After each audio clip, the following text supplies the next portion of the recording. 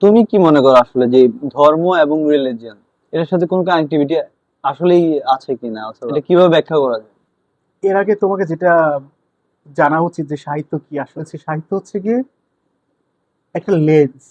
আমি বললাম না চোখের আমার চশমার উদাহরণ দিয়ে, হুম। যে আমরা কোনো দৃশ্যই আমি কিন্তু দেখতে পেতাম না উইদাউট মাই গ্লাস।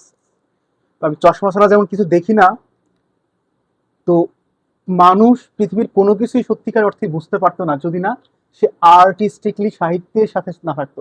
সাহিত্য নেই এটা কারোর মধ্যে হতে পারে না।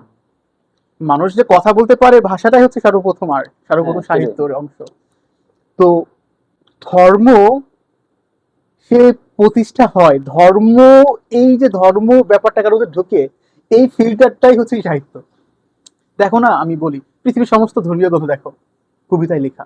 আমি শুধু কবিতা লেখার একটা, আবার তুমি তো কোরআন অবশ্যই দেখেছো, দেখো কত সুন্দরভাবে সুনিপুণ ভাবে লেখা, ঠিক না? এই সুনিপুণ ভাবে কেন লেখা হলো? ওকে তো অন্যভাবে লিখতে পারতেন। হুম। অবশ্য লিখা এটাই একটা আর্ট, পৃথিবীর অন্য কোনো অ্যানিমালস তারা লিখতে পারে না, তারা বলতে পারে না। আমরা যে বলতে পারি, লিখতে পারি, এটাই হচ্ছে আর্ট। That's literature. সাহিত্য ছাড়া হয়ই না। আল্লাহ আমাদের কথা শিখাইছেন, ভাষা হ্যাঁ, শিখাইছেন না? অর্থাৎ যদি আল্লাহ আমাদের ভাষা শিখিয়ে থাকেন, মানে আল্লাহ আমাদের আর্ট দিয়ে রাখছেন। তার মানে কি আমার আল্লাহ আমাদেরকে সাহিত্যের মধ্যেই দিয়ে রাখছেন, আমরা সাহিত্যের মধ্যেই আছি। আচ্ছা, এমনটা চিন্তা করা যায় কিনা যে তাহলে কি ধর্মের আগে কি সাহিত্যের জন্ম, এরকম কিছু? এইটা তুমি দারুণ বলছো, আমি এইভাবে কখনো ভেবে দেখি না যে ধর্মের আগে কখনো সাহিত্যের জন্ম কিনা। ধর্ম বলতে যদি কোনো ফ্রেম দেওয়া হয়, ফ্রেমওয়ার্কের মধ্যে আনা হয়, তাহলে ওইটা তো অবশ্যই পৃথিবী থেকে। কিন্তু মানুষকে যে তৈরি, আমি একটু মানে মানে হুম, মানে হুম। এমনি একটু ব্যাপারটা অন্য ধর্মীয়ভাবে দেখলাম যে মানুষকে আচ্ছা। তৈরি করা হয়েছে সেই আরো পৃথিবী তৈরিরও 50,000 বছর আগে। হুম। অবশ্যই আমাদের ভাষা দেখে দিয়ে শেখানো হয়েছে। ভাষাই তো একটা আর্ট, এটাই তো হ্যাঁ। সাহিত্য। আমরা সাহিত্যের মধ্যেই ফেলে দেওয়া হয়েছে পৃথিবীতে। দেখো তার যখন জান্নাত থেকে বিতাড়িত করা হলো আদম এবং হাওয়াকে, ইভেন অ্যাডামকে, তারা লজ্জাস্থান থাকলো। এই যে তাদের চিন্তা, সুন্দর চিন্তা, তাদের দৃষ্টিভঙ্গি, যে we should cover our private part, এই চিন্তাটাই তো সাহিত্য, এটাই তো আর্ট। হুম, তো তার অবশ্য আমাদের সাহিত্যের মধ্যেই ফেলা হয়েছে। এবং সাহিত্য যদি আমরা টিপিক্যাল অর্থে যে ধরি যে পৃথিবীতে এই ধর্ম, তাইলে ধর্মের আগেও সাহিত্য। সাহিত্য।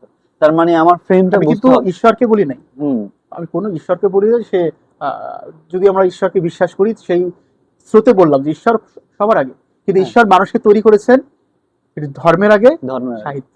মানে আমি এইভাবে আমি এই প্রথম ভাবলাম ব্যাপারটা এরকম।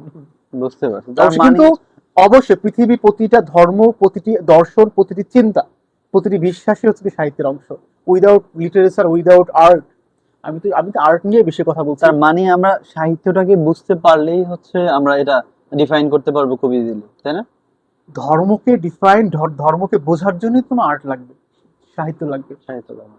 তুমি তুমি যে এখন 1400 বছর আগে তুমি মুসলিম ধর্ম অনুসারী, তুমি কি করছো, তোমার লাইফ স্টাইল, তুমি কি করবে কি করবে না, তুমি কোন ব্যাপারে বিশ্বাস রাখবে, কিয়ামতের দিকে বিশ্বাস রাখবে কিনা, পরকালে বিশ্বাস রাখবে কিনা, সব ব্যাপারে তুমি ব্যাখ্যাটা কই থেকে পাও? With literature. বুঝতে- তুমি টেক্সট রিভিউ ব্যতীত তুমি জানতেই পারতা না। হুম। এটাই।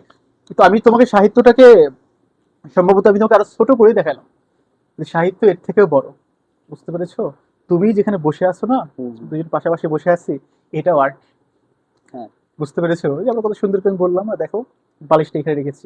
বালিশটা চাইলে আমি কিন্তু পায়ের নিচে রাখতে পায়ের নিচে পারতাম। রাখতে পারছি, কেন কিন্তু রাখতেছি না? এখানে সুন্দর লাগতেছে, ভালো অবশ্যই। লাগতেছে এবং এখানে। আমরা জানি বালিশ আমরা মাথায় দিই, এটা পায়ের নিচে দিয়ে মোটেও এটা শোভনীয় নয়। শোভনীয় না। এই চিন্তাটাই, সুন্দর চিন্তাটাই হচ্ছে এই সাহিত্য। বুঝতে পারছি। বুঝতে পেরেছো? আল্লাহ আমার। সুন্দর পছন্দ করেন। আর সুন্দর সাহিত্য তো সুন্দর। হুম। পৃথিবীর যা কিছু সুন্দর সবই সাহিত্যের অংশ, সবই লিটারেচার, সবই আচ্ছা, আর্ট। দেখেন।